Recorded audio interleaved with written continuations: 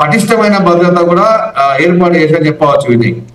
Yes Prasanna, ఇక మరొక విషయం చూసుకున్నట్లయితే ఏదైతే ఎల్ఆర్ఎస్కి సంబంధించి పూర్తి స్థాయిలో గతంలో 2020లోనే నోటిఫికేషన్ విడుదల చేసినప్పటికీ అప్పుడు 25 లక్షల మంది దీనికి సంబంధించి అప్లై చేసుకున్నారు. కాకపోతే ఇన్ని సంవత్సరాలైనా కానీ కేవలం 9 లక్షల అప్లికేషన్లు మాత్రమే పూర్తయ్యాయి. ఇంకా 16 లక్షల వరకు పెండింగ్ ఉన్నాయి. అయితే మార్చి 31 లోపు పూర్తిగా ఫీజు చెల్లించిన వాళ్ళకి మొత్తం కూడా పరిష్కరిస్తామని ప్రభుత్వం చెబుతోంది.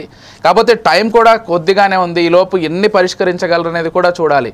కాకపోతే ఖచ్చితంగా ఏదైతే మిగిలినటువంటి 16 లక్షల అప్లికేషన్లను కూడా ఖచ్చితంగా మేము పరిష్కరిస్తాం, అతి త్వరలో వెంటనే ఫీజు చెల్లించాలని ప్రభుత్వం ఒక పిలుపునిచ్చింది. కాకపోతే ఇది ఎంతవరకు సక్సెస్ అయ్యే అవకాశం ఉంది, దీనికి సంబంధించి ఎవరెవరికి లబ్ధి చేకూరే అవకాశం ఉంది ప్రసన్న? విజయ్, ఏదైతే తెలంగాణ ప్రభుత్వము లేఅవుట్ రెగ్యులేషన్ స్కీమ్ ప్రవేశపెట్టి 2020లో ప్రవేశపెట్టింది, దీని గతంలో ఉన్నటువంటి టిఆర్ఎస్ ప్రభుత్వము అప్పుడు టిఆర్ఎస్ ప్రభుత్వం దీన్ని ప్రవేశపెట్టడం జరిగింది. అయితే దీనికి 25 లక్షల అప్లికేషన్లు 25.67 లక్షల అప్లికేషన్ దరఖాస్తు రావడం జరిగిందని చెప్పవచ్చు.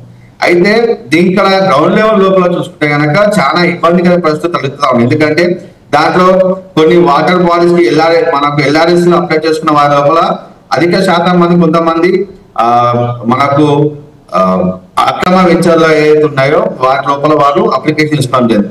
వెంచర్ లోపల ఇక్కడ ఇంకొక రూల్ ఏం పెట్టారంటే 2020 కన్నా ముందు వెంచర్ లాంచ్ అయి ఉండాలి. దాంట్లో 10% అమ్మకాలు ఖచ్చితంగా అమ్మకాలు జరిగి ఉండాలి ప్లాట్స్ లోపల. మిగతా 90% ఉంటే కనుక వాటికి ఎల్ఆర్ఎస్ కట్టుకోవడానికి అవకాశం కల్పించారు.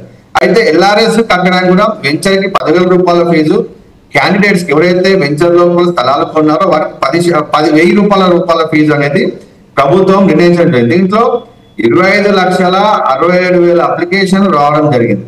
అయితే ఇక్కడ ముఖ్యమైన సమస్య ఏంటంటే గ్రౌండ్ లెవెల్ లోపల వాటిని ఎంక్వైరీ చేయడం అనేది చాలా పెద్ద టాస్క్ లో చెప్పవచ్చు. ఎందుకంటే 25 లక్షల ప్లాట్లు అవి మన బఫర్ జోన్ లో ఉన్నాయా, లేకపోతే ఎఫ్టీఎల్ లిమిట్ లో ఉన్నాయా, లేకపోతే ప్రభుత్వ భూములలో ఉన్నాయా, లేకపోతే మనకి ఇంకేమన్నా అంటే అవి ప్రొహిబిటెడ్ ల్యాండ్స్ లో ఉన్నాయి అనేది గ్రౌండ్ లెవెల్ వెరిఫికేషన్ చేసుకొని ఆ తర్వాత వాటిని ప్రభుత్వము అప్పుడు ఫీజు తీసుకోవాల్సి ఉంటది.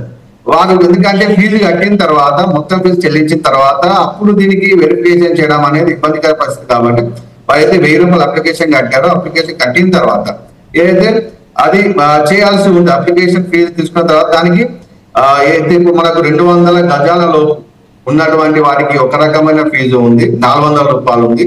300 గజాలు 400 గజాలలో 400 రూపాయల ఫీజు ఉంది. తర్వాత 500 గజాల దానికి ఇంకో రకమైన ఫీజు ఉంది. ఫీజు తీసుకున్న తర్వాత దానికి పోయి వెరిఫికేషన్ గ్రౌండ్ లెవెల్ లోపల ఈ 16 లక్షల అప్లికేషన్ వెరిఫికేషన్ చేయడం అనేది చాలా సమయం తక్కువ ఉన్నందున కొంచెం ఇబ్బంది. క్షేత్రస్థాయి లోపల అందరూ వెరిఫికేషన్ చేయడం అనేది చాలా ఇబ్బందికర పరిస్థితి అని చెప్పొచ్చు. మార్చి 31 లోపల 16 లక్షలకు సంబంధించినటువంటి ఫీజుల చెల్లింపు ప్రక్రియ పూర్తి చేయడానికి టార్గెట్ పెట్టుకోవడం జరిగింది. అంటే కనీసం రోజుకి వీరు 51,000 అప్లికేషన్లను వీరు పూర్తి చేయాల్సిన పరిస్థితి ఉన్నది. ఇది ఎంతవరకు సాధ్యమవుతుంది అనేది అంటే రోజుకి 51,000 అప్లికేషన్లు అంటే టెక్నికల్ ఇష్యూస్ కూడా వచ్చేటువంటి అవకాశం ఉంది. సో దాన్ని ఎలా చూస్తారు? అంటే ఎంత సాధ్యపడుతుంది అనుకోవచ్చా? అయితే రోజుకి 51,000 అప్లికేషన్ ఫీజు కట్టాలి అంటే టెక్నికల్ గా కూడా సర్వర్లో కూడా ఇబ్బందిగా పరిస్థితి ఉందని చెప్పవచ్చు. రాష్ట్ర ప్రభుత్వము దీనికి ఏ విధంగా సబ్ రిజిస్ట్రార్ల దగ్గర మరి ఏ విధంగా చేస్తుంది? ఎందుకంటే ఒక్కసారి స్టార్ట్ అయిన తర్వాత అప్లికేషన్ కూడా ప్రజల నుంచి పెద్దగా దీనికి రెస్పాన్స్ వస్తున్నట్టు చెప్పలేదు. ఎందుకంటే ఒక్కొక్క ప్లాట్ రిజిస్ట్రేషన్ కి వారు 3-4 లక్షల రూపాయలు కట్టాల్సి రావడము, ఇది ముందుగానే అంటే ఒక 2-3 మంత్స్ బిఫోరే చెప్పి ఉంటే గనక ప్రజలు ఆ డబ్బులను అరేంజ్ చేసుకునే పరిస్థితి ఉండేది. కానీ ఇప్పుడు సడన్ గా ఒక వారం రోజుల లోపల 3 లక్షల రూపాయలు మీరు ఎల్ఆర్ఎస్ ఫీజు కట్టాలి అంటే మధ్య తరగతి కుటుంబాలకు అది తీవ్రమైన ఇబ్బంది.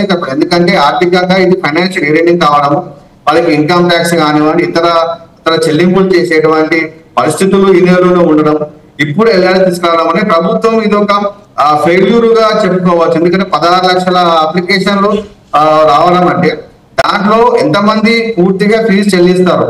ఎందుకంటే గజంకి 400 రూపాయలు అంటే ఒక 500 గజాల ప్లాట్ తీసుకుంటే కనుక ఈజీగా 2 లక్షల పైన అవుతుంది.